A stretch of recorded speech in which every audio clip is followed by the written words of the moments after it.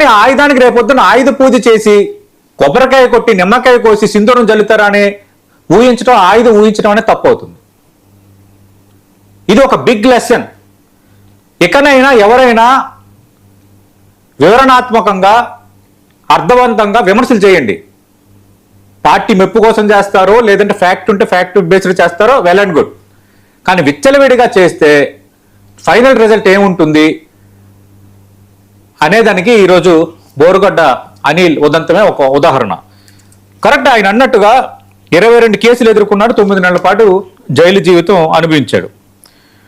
ఇప్పుడు స్వయానా పార్టీ నేతలు no entry board తగిలించారన్నది ఆయన ఆరోపణ. నిజంగా ఆయనకి నిన్న ఎంట్రీ దక్కలేదు.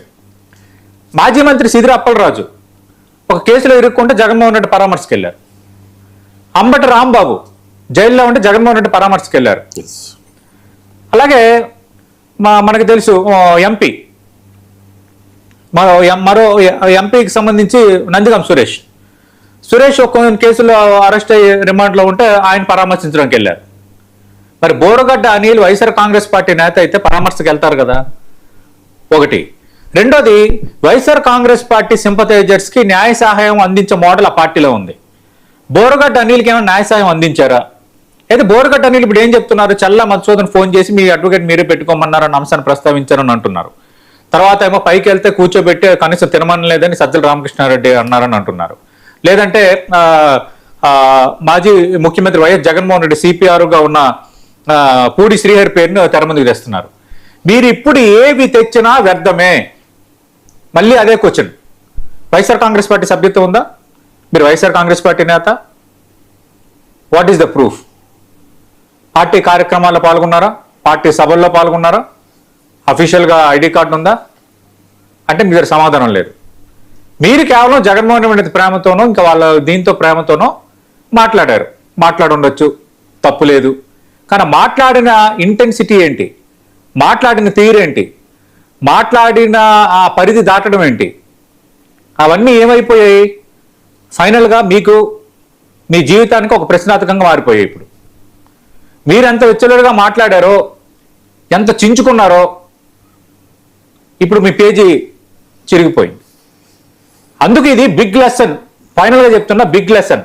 ఏ ఇన్ఫ్లుయెన్సర్స్ కూడా ఏ రాజకీయ పార్టీకి సంబంధించి వేసేసుకుని మొత్తం స్నానం చేసినట్టు మొత్తం వేసుకుని నేనే పోరాట యోధుని, ఆ పార్టీ మీద ఏగవాలని, ఆ పార్టీ నాయకుడి మీద ఏగవాలని నేను ఊరిక గుండెలు చించుకొని చొక్కాలు ఇప్పేసి హడావుడి చేస్తే ఇలాంటివే జరుగుతాయి.